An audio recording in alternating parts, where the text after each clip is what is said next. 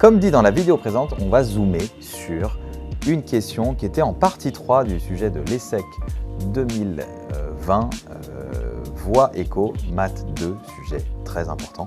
Et on voit sur cette question 10b, donc de la partie 3, qu'il fallait se battre jusqu'au bout. Même dans la question 10 où on se dit « oulala, c'est loin, on a d'abord la partie 1, puis la partie 2 à faire, etc. » Mais il y avait ici cette question. Avec, donc, ici, il nous rappelle en plus ce qu'est la partie entière du réel x, donc c'est-à-dire le plus grand entier naturel inférieur ou égal à x.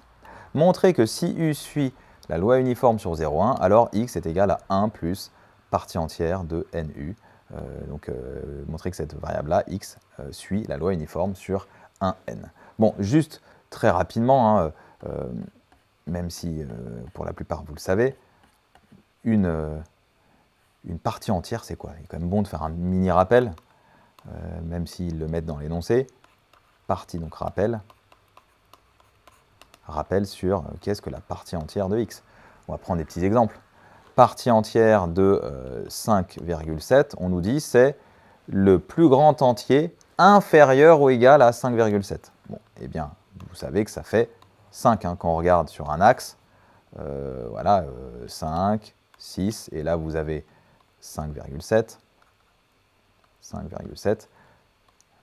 4, etc. Vous voyez bien que le plus grand entier inférieur ou égal à 5,7, eh bien c'est 5. C'est évident.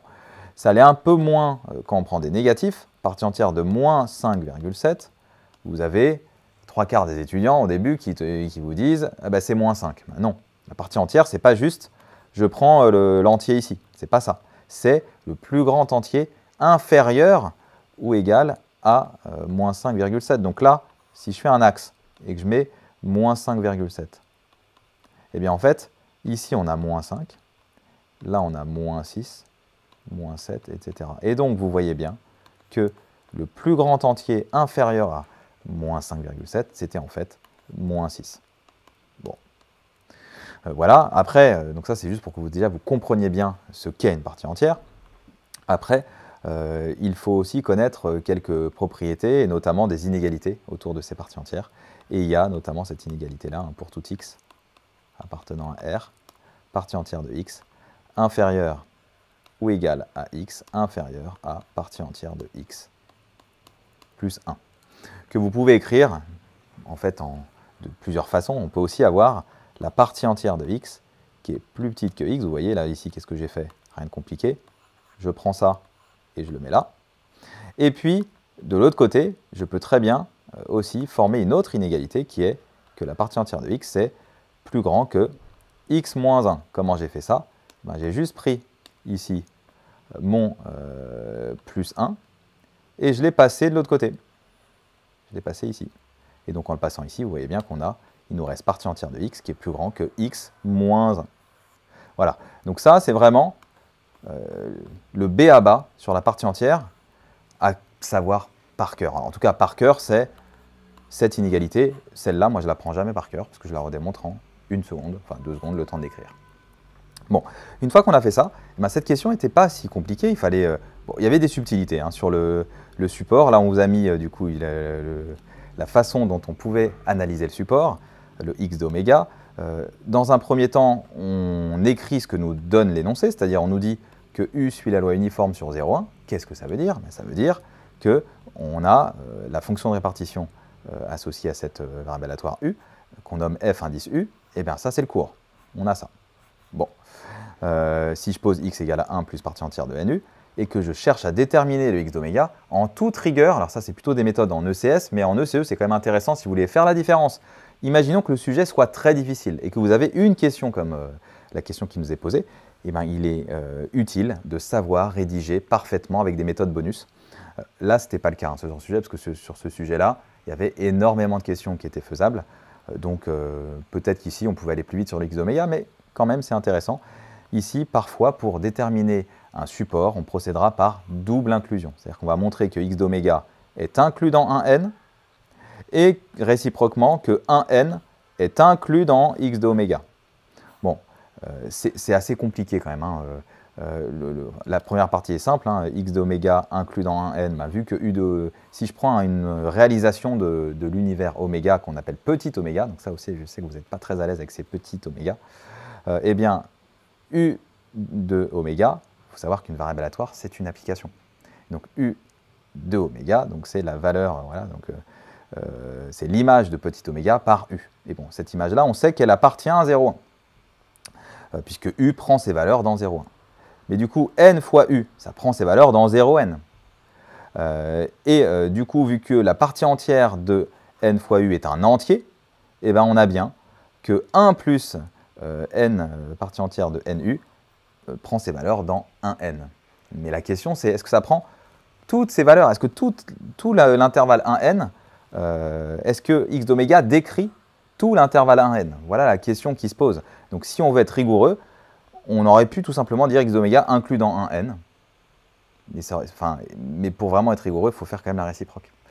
Et donc la réciproque, on va la faire rapidement. Hein. Donc on prend un élément de 1n et on va montrer qu'on peut former un événement, une réalisation de l'univers, tel que l'image de cette réalisation soit bien dans 1n. Du coup, telle que l'image, voilà, du coup, en montrant que pour un élément de 1n, en montrant qu'on peut former un événement qui fonctionne, alors on aura montré que pour toutes les valeurs de 1n, on peut avoir un événement qui existe, et donc on aura bien un n qui sera inclus dans x d'oméga. Et donc je le construis en fait, et c'est ça qui est compliqué. En ECS, de temps en temps, on est amené à construire des événements, construire des suites, etc., des objets mathématiques. En ECE, c'est quand même plus compliqué. Donc je ne vais pas m'éterniser là-dessus, vous regarderez posément, parce que vous savez que le corrigé intégral arrive bientôt sur notre site MyPrepaNews. Là, maintenant, on va regarder le cœur de la démonstration, qui est, là, pour le coup, était très abordable pour vous, de se dire, OK, P de la probabilité de x égale k, c'est quoi? Je reprends, c'est la probabilité que 1 plus partie entière de nu soit égal à k. Je passe le 1 de l'autre côté, donc ça fait partie entière de nu égale k moins 1. Et là, je me sers de ce que je vous ai dit tout à l'heure, de cette inégalité. Si x vaut k, ça veut dire que donc la partie entière de nu est comprise entre k moins 1. Vous voyez, là, ici, on a partie entière de nu égale k moins 1. Ça veut dire quoi? Ça veut dire qu'on a bien nu qui est compris entre k moins 1 et k. On reprend vraiment ce que je vous ai écrit tout à l'heure, hein, c'est que partie entière de nu plus petit que nu plus petit que, strictement que, partie entière de nu plus 1. Mais comme partie entière de nu vaut k moins 1, et ben en fait on a juste ça nous fait k moins 1 plus 1, et on a bien du coup ça. Donc ça c'est vraiment à savoir faire, mais parfaitement. Ça, c'est, quand je mets par cœur, c'est à avoir parfaitement compris. Parce que apprendre par cœur ça, c'est non, on n'apprend pas par cœur ce genre de choses, on comprend ce qu'on fait. Du coup, après, on se laisse porter et on finit par retrouver en fait la fonction de répartition de la loi uniforme qu'on avait rappelée en début de question. Et puis on obtient, après calcul, 1 sur n. Et donc on a bien montré que x suivait une loi uniforme sur 1n.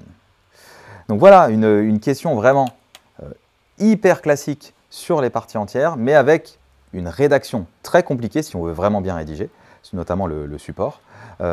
Pour ceux qui veulent aller plus loin ou s'entraîner, il y a aussi un sujet que je vous recommande, c'est l'EDEC. L'EDEC, donc 2002, je crois que c'est l'exo 1, qui est super. Mais pour ceux qui veulent aller encore plus loin, vous avez aussi un sujet qui est l'ESCP 98, où il y avait un exercice très intéressant, c'était l'exercice 3, où là, on avait ici une troisième question autour aussi de la partie entière, ils appelaient ça ant à l'époque, mais où on a beaucoup de classiques sur la partie entière, donc ceux qui veulent vraiment aller plus loin sur sur l'utilisation de la partie entière dans des sujets de probabilité, vous avez cet exercice qui était parfait. Voilà pour cette analyse donc, des questions, le zoom qu'on a fait sur certaines questions de l'ESSEC 2020, voix écho, sujet très important. Vous pouvez retrouver le corrigé sur MyPrepaNews. Merci et à bientôt pour les autres vidéos du concours corrigé.